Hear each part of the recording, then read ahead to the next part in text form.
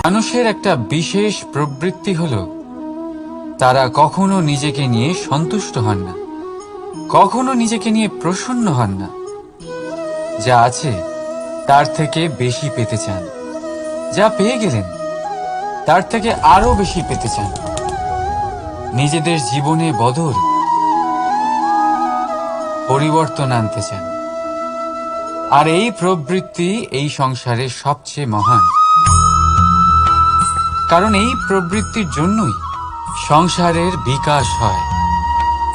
কিন্তু এই বদলের জন্য মানুষ তার খোঁজে থাকেন যা তার জীবনে বদল আনতে পারবে, তাকে পথ দেখাতে পারবে, তার জীবনে পরিবর্তন আনতে পারবে। আর তাই মানুষ সংসার জুড়ে তাকেই খোঁজেন যিনি তার পাশেই আছেন।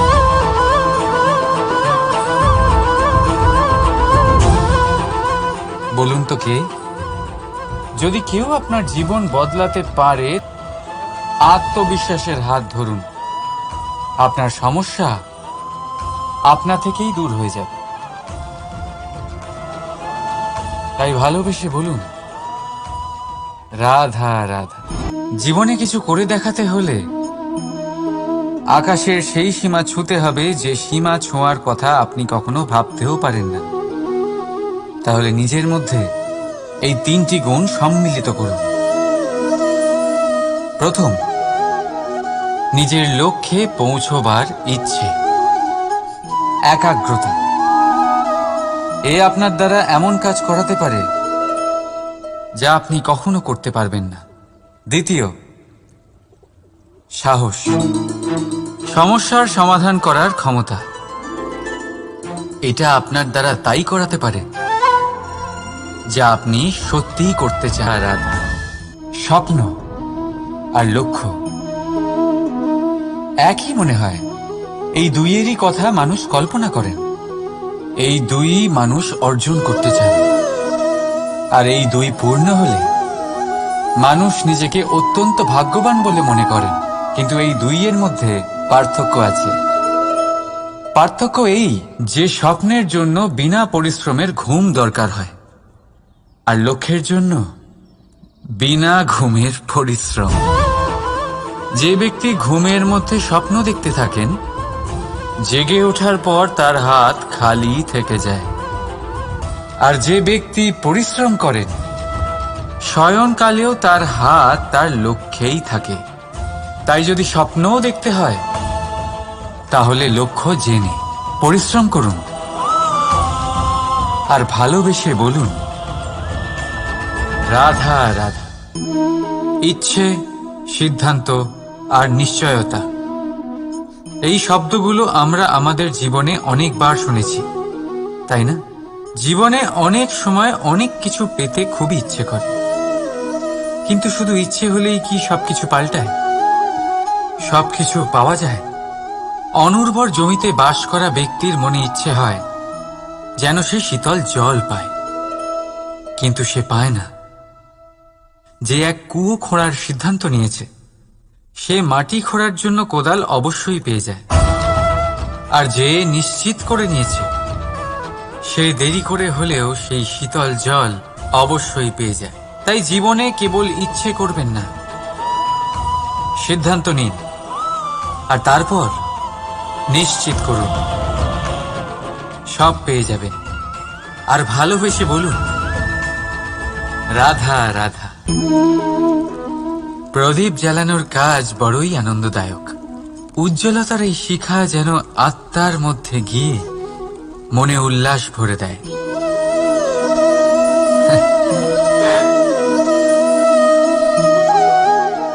এ আমি কি করলাম? আমি একে নিভিয়ে দিলাম, অথচ এই দিয়েই আমি অন্য প্রদীপগুলি জ্বালিয়েছিলাম। কারণ যতক্ষণ এই শিখা অন্য প্রদীপগুলিকে জ্বালাচ্ছিল, ততক্ষণ এই নিজেও জ্বলছিল। কিন্তু যেই ও এই কাজ করা ছেড়ে দিল, তখন একেও নিভতে হলো। বুঝলেন? সেরকমই জীবন হলো উজ্জ্বলতা দেওয়ার আরেক নাম। যদি জীবনে শুভ কাজ করেন, অপরের উপকার করেন, অন্যদের সহায়তা করেন, তাহলেই জীবিত থাকবেন। আর যেদিন এই কাজ করা আপনি বন্ধ করে দেবেন, শ্বাস প্রশ্বাস নেওয়া সত্ত্বেও মৃত হয়ে যাবেন। তাই যতক্ষণ শ্বাস চলছে আশারূপী উজ্জ্বলতা ছড়াতে থাকুন। বিশ্বাস করুন, মৃত্যুর পরেও আপনি অমর থাকবেন। তাই ভালোবেসে বলুন, রাধা রাধা। যবে থেকে জীব প্রাণের অস্তিত্ব পেয়েছে, তবে থেকেই আরো একটি শব্দ জন্ম লাভ করেছে, সংঘর্ষ। জন্মলগ্ন থেকেই মানুষকে বাঁচার জন্য সংঘর্ষ করে যেতে হয়। কখনো নিজের লক্ষ্যে পৌঁছবার জন্য সংঘর্ষ করতে হয়, আর কখনো যা পেয়েছেন তাকে রক্ষার জন্য সংঘর্ষ করতে হয়। কিন্তু প্রত্যেকে একই অভিযোগ করে যে সংঘর্ষ করার সময় ভীষণ কষ্ট হয়। আপনি যোদ্ধা হলে প্রহার আপনাকে সহ্য করতেই হবে। সাঁতার শিখতে হলে জলে আপনাকে প্রবেশ করতেই হবে। পায়ের তলায় তাদেরই কড়া পড়ে যারা রোজ হাঁটেন, আর যারা হাঁটেন তারা নিজেদের লক্ষ্যে অবশ্যই পৌঁছন। তাই মনে রাখবেন, জীবন ততক্ষণই আছে যতক্ষণ কর্ম করবেন। তাই সংঘর্ষ করতে থাকুন, কষ্ট ভুলে যান, আর আমার সাথে ভালোবেসে বলুন, রাধা রাধা। মন, মানুষ, মান, এই তিনেরই প্রারম্ভ ম দিয়ে হয়, তাই না? কিন্তু আজ আমরা কথা বলবো মানের বিষয়ে। মানই সেই ভাব যা আমাদের মনকে সন্তুষ্ট করে। এই কলসিতে ভরা জলের মতন, যে জল এই পাত্রতে থাকার দরুন এর অস্তিত্ব বজায় থাকে। এবার মান থেকে আসে আত্মসম্মান আর অভিমান, আর এই দুইয়ের মধ্যে তফাৎ অনেক। যে জল এই পাত্রের মধ্যে সংরক্ষিত তা হলো আত্মসম্মান, যা আমাদের মনের সম্বল, অবলম্বন, যা এই পাত্রের মধ্যে শীতল থাকে, আর যিনি পান করেন তাকেও শীতল রাখে। আর যে জল এই পাত্রের বাইরে উতলে পড়ে তা হলো অভিমান, যা বাইরের উত্তাপে বাষ্প হয়ে উবে যায়। সর্বদা মনে রাখবেন, আত্মসম্মান আপনাকে দৃঢ় করে, আপনাকে শক্তি প্রদান করে, আর অভিমান আপনাকে দুর্বল করে দেয়। তাহলে কি হতে চান আপনি? আত্মসম্মানী নাকি অভিমানী? সিদ্ধান্ত আপনার। রাধা রাধা। পড়ে যেতে কোনো আপত্তি নেই, শুধু পড়লে পড়ো সেই জলের ফোঁটার মতো যা এই সংসারকে জীবন দান করে। আর সেই ওঠার মধ্যেও কোনো কৃতিত্ব নেই, যেখানে অন্য কারোর কাঁধের ওপর পা রেখে উঠতে হয়।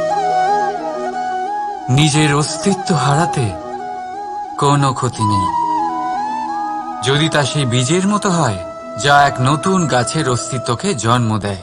কিন্তু সেই অস্তিত্বের জন্মে কি লাভ যা অন্য কারোর স্বপ্নকে নস্যাৎ করে তৈরি হয়? ক্রোধে, যা আপনাকে ভিতরে ভিতরে নষ্ট করে দেবে। রাধা রাধা। সব থেকে ভালো যুদ্ধ সেটাই যা কখনো লড়াই হয়নি, অর্থাৎ বোঝাপড়া, সন্ধি। সব আবশ্যক পরিস্থিতিকেই শুভ করা যায়। নিজের থেকে শক্তিশালীর সাথে যিনি সন্ধি করেন তিনি বিদ্বান, নিজের সমকক্ষের সাথে যিনি সন্ধি করেন তিনি গুণবান, আর নিজের থেকে দুর্বলের সাথে যিনি সন্ধি করেন তিনি দয়াবান। একটা যুদ্ধ আপনার একাধিক শত্রু তৈরি করতে পারে, কিন্তু একটা মীমাংসা আপনাকে একটা বন্ধু দিতে পারে। তাই হাতের মুঠো তখনই শক্ত করুন যখন যুদ্ধ এড়ানো অসম্ভব হয়ে পড়ে। নয়তো হাত বাড়িয়ে হাত মেলান, কারণ মিলনে যে সুখ, যাতনায় তা নেই। রাধা রাধা।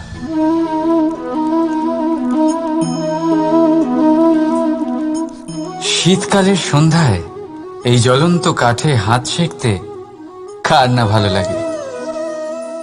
কত সময় পেরিয়ে যায় এই কাঠ সরাতে ঘোরাতে, বোঝাই যায় না। এই কাঠগুলি আগে জ্বলে, তারপর আমাদের উষ্ণতা দেয়, আর তারপর ছাই হয়ে যায়। আচ্ছা বলুন, এই আগুনের উৎপত্তি কোথা থেকে হয়? উত্তরটা সহজ, এই কাঠ থেকে। আচ্ছা, এই ছাইয়ের উৎপত্তি কোথা থেকে হয়? উত্তর সেই একই, এই কাঠ থেকেই। তাহলে আগুন আর ছাই, এই দুইয়ের উৎপত্তি কাঠ থেকেই হয়।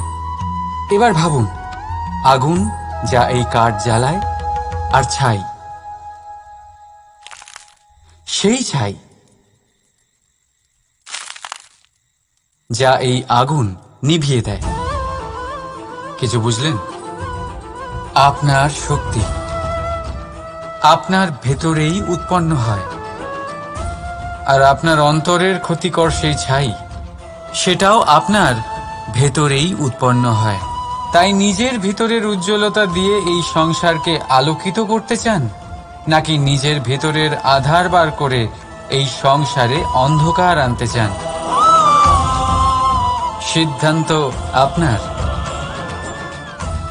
রাধা রাধা।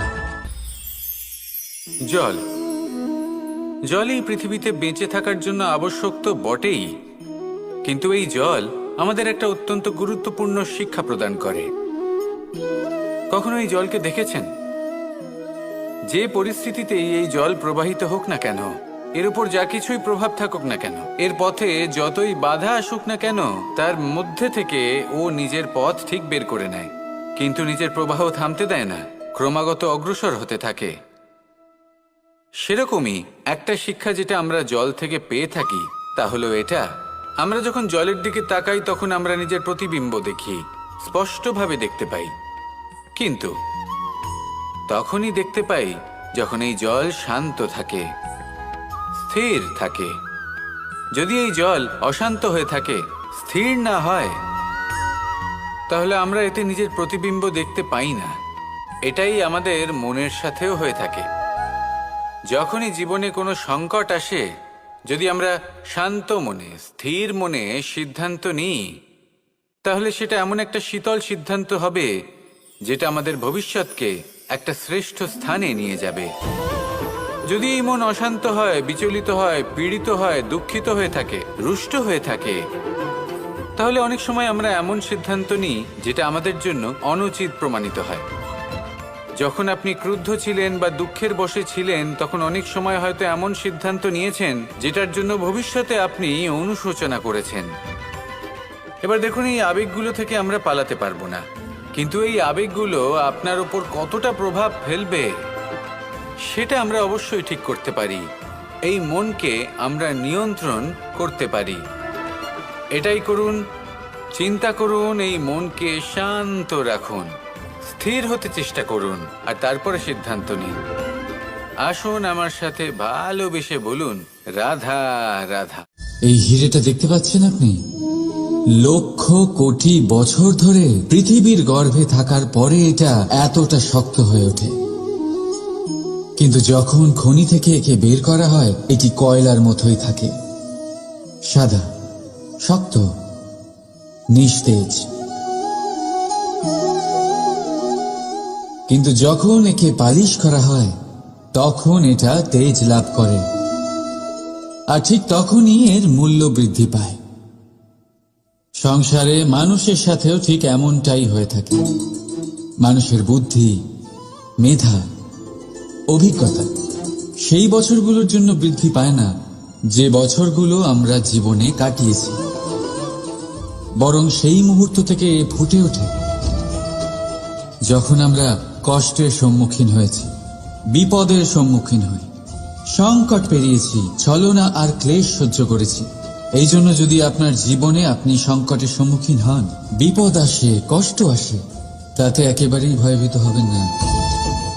তাকে আহ্বান জানান, কারণ এই পরিস্থিতিগুলোই আপনাকে অভিজ্ঞতা দেবে, যা আপনাকে উন্নত করবে।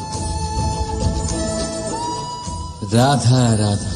মানুষের মধ্যে এক বিশেষ গুণ পাওয়া যায়, মূল্যায়ন করার। কোনটা দামি, কোনটা সস্তা, যেটা কিনতে গেলে অনেক মুদ্রা লাগে, অনেক পরিশ্রম লাগে, সেটা দামি। যেটা কিনতে গেলে কম মুদ্রা, কম পরিশ্রম লাগে, সেটা সস্তা। কিন্তু এটাই কি সম্পূর্ণ সত্য?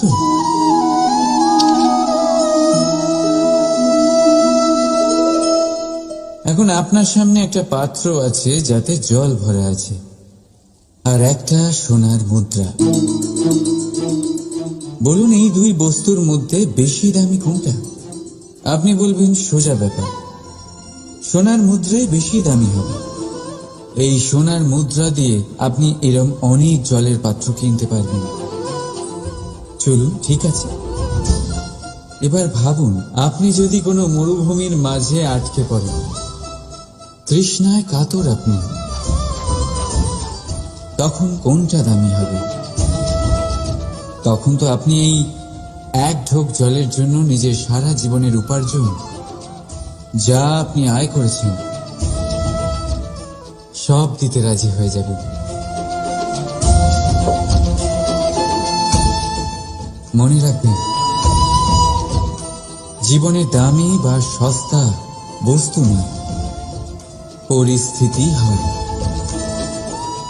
আর প্রয়োজনে যা কাজে আসে, তার থেকে অমূল্য এই সংসারে আর কিচ্ছু নেই। রাধা। অগ্নি জীবনে খুব মহত্বপূর্ণ হয়। এই অগ্নি, এই অগ্নি উজ্জ্বলতা হয়ে আমাদের জীবিত রাখে। কিন্তু ভাবুন, যদি এই উজ্জ্বলতা ক্রোধের অগ্নি হয়ে দিকভ্রষ্ট হয়, তাহলে কি হবে? একটা ছোট পাতা দিয়ে শুরু করে গোটা বনকে ছারখার করে দিতে পারে। ঠিক সেরকমই মানুষের ক্রোধের আগুনও অন্যদের তো ভস্ম করেই, কিন্তু তার পূর্বে স্বয়ং নিজেকেই ভস্ম করে দেয়।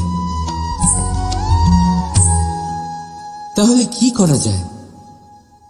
কি করে নিয়ন্ত্রণ করা যায় তাকে?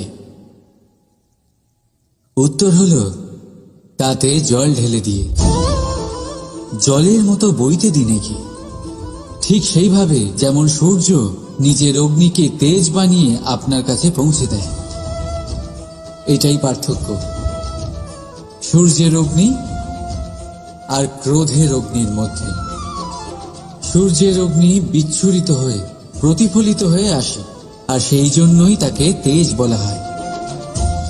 অন্যদিকে আমাদের ক্রোধের আগুনের কোনো সীমাই থাকে না। তাহলে নিজের অন্তরের শক্তিকে ক্রোধের আগুন বানিয়ে জ্বালাতে চান, নাকি উজ্জ্বলতা বানিয়ে বিস্তারিত করতে চান? সিদ্ধান্ত আপনার। রাধা রাধা। সংসারে সব থেকে কঠিন কাজ কি? কেউ বলবেন পর্বত আরোহণ করা, কেউ বলবেন সাঁতার কাটা, কেউ বলবেন আকাশে ওড়া। কিন্তু বাস্তবে সত্যি কি এগুলি কঠিন? আসলে যদি দেখা যায় তো এগুলি কিছুটা আলাদা। যে কাজ আমরা করতে অভ্যস্ত নই, আমরা তাকে কঠিন ভেবে নিই। যেমন সাঁতার কাটা আলাদা, পাহাড়ে ওঠার কলা আলাদা, আকাশে ওড়ার কলা আলাদা। যেমন কিছু মানুষ গণিত আর বিজ্ঞানকে কঠিন ভেবে নেয়, কিন্তু বাস্তবে এটা সাহিত্যের থেকে কিছুটা ভিন্ন, কঠিন নয়। দেখুন, এই সংসারে কঠিন কিছুই নেই, শুধু একে অপরের থেকে কিছুটা ভিন্ন। যেমন কোনো মানুষ হন, সম্পর্ক হোক, কারোর চিন্তাধারা বা বিচার বুদ্ধি হোক, কখনো কখনো আমরা বুঝতে পারি না, কারণ আমাদের চিন্তাধারা ও বিচার বুদ্ধির থেকে সেগুলি আলাদা। কিন্তু যদি এটা বুঝে নেওয়া যায় যে সেটা কঠিন নয়, একটু ভিন্ন মাত্র, তাহলে অনেক সম্পর্ক বাঁচানো যেতে পারে। রাধা, বলুন শ্রেষ্ঠ কে? রেশমের সুতো যিনি তৈরি করেন, নাকি তিনি যিনি এই সুতো দিয়ে বস্ত্র তৈরি করেন? নিশ্চিতভাবে যিনি বস্ত্র বানান। এবারে বলুন শ্রেষ্ঠ কে? নদী তটে মাটি ছড়িয়ে রেখে দেয় যে বান, নাকি সেই মাটি একত্রিত করে তাই দিয়ে যিনি মূর্তি বানান সেই মূর্তিকার? নিশ্চিতভাবেই মূর্তিকার। এবারে বলুন শ্রেষ্ঠ কে? দেবতা আর দানবের সেই দল যারা অমৃত পাওয়ার জন্য এই সংসারে হলাহল ছড়িয়ে দিয়েছে, নাকি মহাদেব যিনি এই হলাহল নিজে পান করে নিজের কণ্ঠে ধারণ করেন? নিশ্চিতভাবেই মহাদেব সর্বশ্রেষ্ঠ। ঠিক এইভাবেই সংসারে ছোট ছোট ব্যাপারকে যারা বড় করে দেখেন তারা শ্রেষ্ঠ হন না, কারণ ছোট ছোট খুঁটিনাটিকে দ্বন্দ্বে পরিণত করা অত্যন্ত সহজ। কিন্তু সর্বশ্রেষ্ঠ তিনিই হন যিনি নিজের বিচার বুদ্ধি দিয়ে বড় বড় যুদ্ধের অবসান ঘটান। রাধা রাধা। নদীর জল মিষ্টি হয় আর সাগরের জল হয় নোনতা, আর কোন নালার জল দুর্গন্ধে ভরা হয়। কেন? নদীর জল মিষ্টি হয় কারণ সে সকলকে জল দেয়, সাগর জল নেয় আর তাই জন্য নোনতা হয়। আর নালা সে বওয়া বন্ধ করে দেয় আর সেই কারণেই তা দুর্গন্ধময় হয়ে ওঠে, সে কাজের অযোগ্য হয়ে ওঠে। আমাদের জীবনেও অনেকটা এমনটাই হয়ে থাকে। যদি নদীর মতন জীবনে কিছু দিতে শেখেন তাহলে জীবনে মিষ্টত্ব বজায় থাকবে। যদি সাগরের মতন ভাগ দেওয়ার বদলে শুধু সঞ্চয় করতে থাকেন তাহলে মনে তিক্ততা ভরে থাকবে। আর যদি নালার মতন বওয়া বন্ধ করে দেন, কর্ম করা ছেড়ে দেন, তাহলে কাজের অযোগ্য হয়ে যাবেন। আর সেই জন্য কোনো বিশ্রাম ছাড়াই কর্ম করতে থাকুন। আর যা কিছু আপনার কাছে আছে তাকে ভাগ করতে শিখুন। মন প্রসন্ন হয়ে বলবে রাধা। আপনি কখনো কোনো পাখি দেখেছেন? তীব্র বায়ু, ভয়ানক বর্ষা, হিংস্র জীব একাধিকবার তাদের বাসা নষ্ট করে দেয়, কিন্তু তাও সে ঝড়ের সাথে ঝগড়া করে না। সে কখনো বর্ষাকে হিংসে করে না, আর না সে হিংস্র পশুদের ওপর প্রতিশোধ নেয়। সে শুধু স্থান পরিবর্তন করে, অন্য কোনো শক্ত ডালে আবার নিজের বাসা বানাতে উদ্যোগী হয়, আর তারপর সফল হয়ে নিজের পরিবার প্রতিষ্ঠা করে।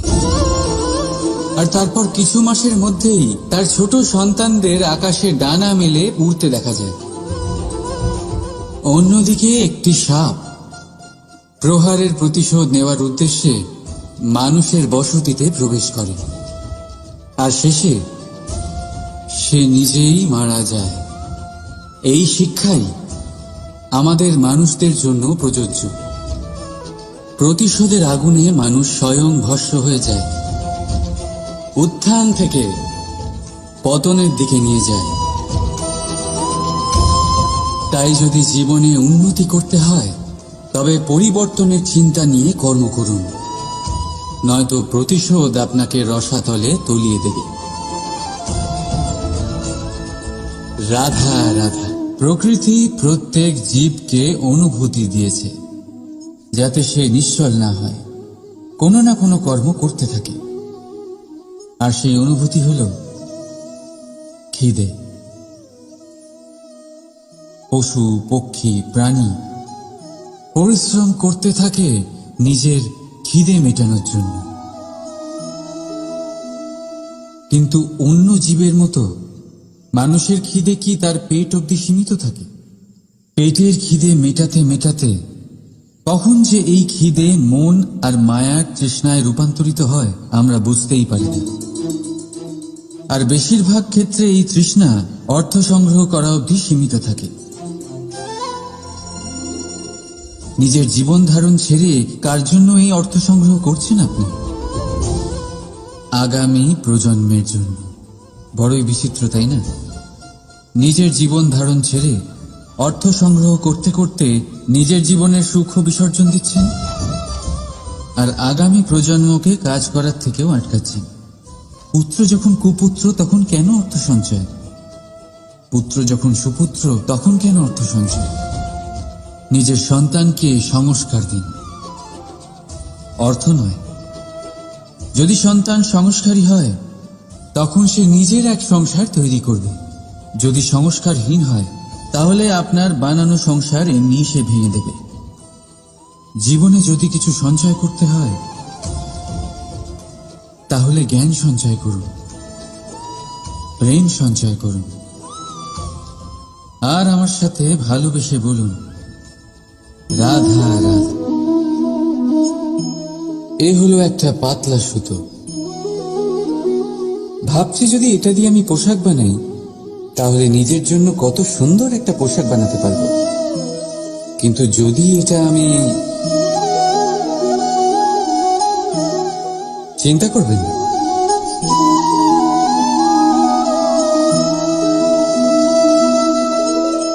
দেখুন এই সুতো জোড়া লেগে গেল। শুধু পার্থক্য হচ্ছে এটাই যে আগের মতো এটা আর সরল নেই, আর এটার দৈর্ঘ্য আগের থেকে কিছুটা কমে গেছে। এই সংসারে প্রেমের সাথেও ঠিক এটাই হতে পারে। প্রেমের এই সুতো যা দুই মানুষকে একসাথে বেঁধে রাখে, অহংকার আর স্বার্থের আঘাত সে সহ্য করতে পারে না, ছিঁড়ে যায়। চেষ্টা করলে আবার এই সম্পর্ক হয়তো জোড়া লাগতে পারে, কিন্তু তা আগের মতো কখনোই থাকে না, কারণ মনে গিট পড়ে যায়। সেই জন্য প্রেমকে স্নেহের সাথে সামনে রাখুন, অহংকার আর স্বার্থের থেকে দূরে থাকুন। রাধা রাধা। এই ফলটা দেখছেন আপনি? এটা সেই ফল যেটা গাছের সবচেয়ে উঁচু ডালে পাওয়া যায়, কিন্তু যখন এটা খসে পড়ে তখন এটা আকাশের দিকে যায় না যা ওপরে আছে, সে যায় সেই ভূমির দিকে যে নিচ থেকে তার দিকে তাকিয়ে থাকে। কেন? কারণ এই ফলের নিজের উচ্চতার ধারণা মাটির থেকে নিজের দূরত্ব দেখে হয়। এই ব্যাপারটাই আমাদের মানুষের জন্যও খাটে।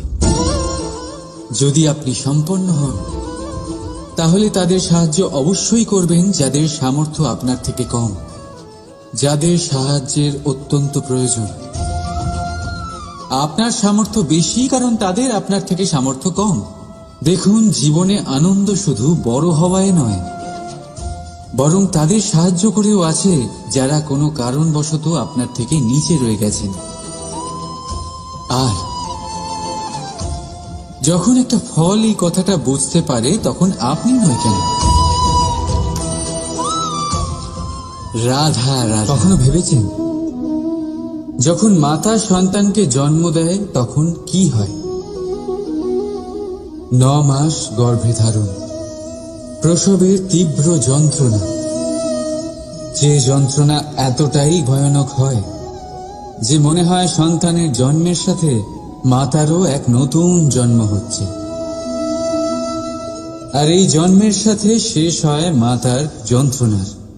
কিন্তু যদি আপনি আপনার দৃষ্টিভঙ্গি পাল্টে দেখেন তাহলে আপনি বুঝতে পারবেন যে এই যন্ত্রণার অন্ত এক অপার আনন্দের প্রারম্ভ। প্রারম্ভ সন্তানের, আর সন্তান মাতা পিতার জন্য সুখের প্রারম্ভ। জীবনের সাথে এটাই হয়। আমরা কখনো কখনো কোনো সম্পর্ক বা পরিস্থিতির যন্ত্রণার অন্তের জন্য এত বিচলিত হয়ে যাই যে সেই আনন্দের প্রারম্ভ আমরা দেখতেই পাই না। মনে রাখবেন, যন্ত্রণা আনন্দের প্রারম্ভের লক্ষণ মাত্র। রাধা, এই সংসার অনেকটাই বড়, আর আমরা তার কাছে অত্যন্ত নগণ্য। এই সংসারে এমন অনেক মানুষ পাওয়া যায় যারা বোঝান যে এই সংসারটা কতটা বড়, কতটা অদ্ভুত, কতটা সুন্দর।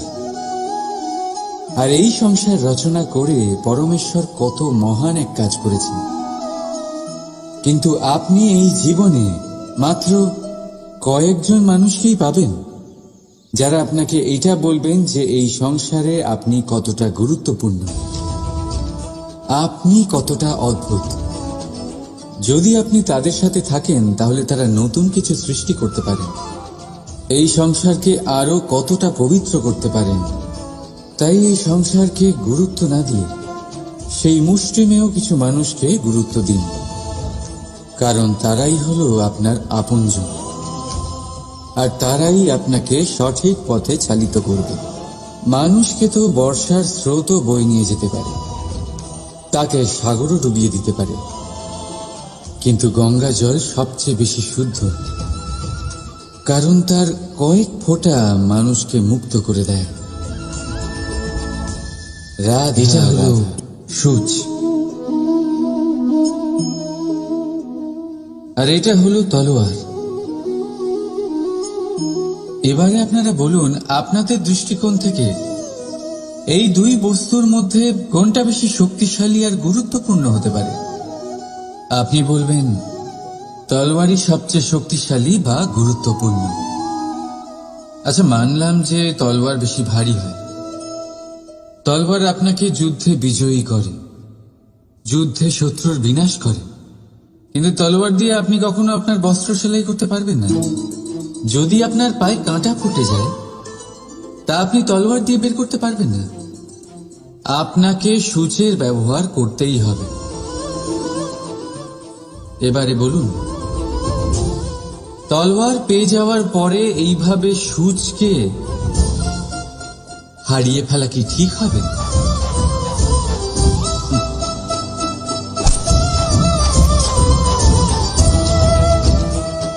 ঠিক সেইভাবেই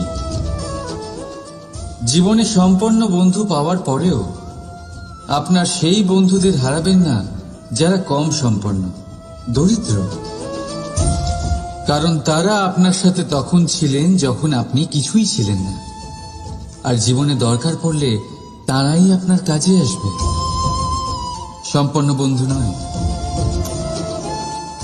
তাই যাকে ভালোবেসেছেন তার সাথে বন্ধুত্ব পালন করুন, চিত্ত আনন্দে জেগে উঠবে। রাধা রাধা। মানুষের জীবন কি? আপনি বলতে পারেন জন্ম আর মৃত্যুর মধ্যেকার সময়। আর মৃত্যু কখন হয়? যখন মানুষ শ্বাস নেওয়া বন্ধ করে দেয়, হাত পা নাড়ানো বন্ধ করে দেয়, ভাবা ছেড়ে দেয়। এমনটা নয়, মানুষের অন্তর, তার মৃত্যু তখনই হয় যখন তার অন্তরের করুণা শেষ হয়ে যায়। করুণা সেই ভাব যা মানুষকে মানুষ করে তোলে, যা এক মানুষকে আরেক মানুষের কষ্টে তার প্রয়োজনীয়তা অনুভব করে, আর সেটাই তাকে শক্তি দেয় অন্য কাউকে সহায়তা করার জন্য, তাকে পাত্র করে এই সৃষ্টির নিয়ন্তা হবার জন্য। দেখুন, এই সংসারে মৃত্যু কেবলমাত্র একবারই হয়, তাই তার আগে কেন মরব? এই করুণাকে কেন মারব? নিজের মনুষ্যত্ব বজায় রাখুন, মৃত্যুর পরেও আপনি জীবিত থাকবেন। রাধা। সময় বড়ই বিচিত্র অনুভব দেয়। যখন অপেক্ষা করছেন তখন অনেক লম্বা হয়ে যায়, প্রতিটা মুহূর্ত একটা গোটা দিনের মতো মনে হয়। ঠিক সেইভাবেই যদি কোথাও যেতে দেরি হয় তখন সময় দৌড়তে থাকে, প্রসন্নতায় বয়ে যায় আর নিরাশায় থমকে যায়। আপনদের সাথে থাকলে সময়ের খেয়ালই থাকে না, শত্রুদের সাথে থাকলে সেই সময়ই খারাপ হয়ে যায়। কিন্তু এটাই কি সত্যি বাস্তব? না, সময় তো সময়ই হয়, নিজের গতিতেই চলে সে। শুধু সেই গতির আভাস আমাদের মানসিক অবস্থা অনুযায়ী বদলে যেতে থাকে। তাই এই সমস্যা সময়ের নয়, আমাদের মানসিকতা। তাই নিজেকে খুশি রাখুন, অন্যদেরও খুশি রাখুন। আগের সমস্ত ঘটনা ভুলে যান আর একটা উজ্জ্বল ভবিষ্যতের দিকে অগ্রসর হন। সময় সব সময় ভালোই লাগবে। প্রেম করুন সবার সাথে, সময় সব সময় সুখেই কাটবে। রাধা রাধা।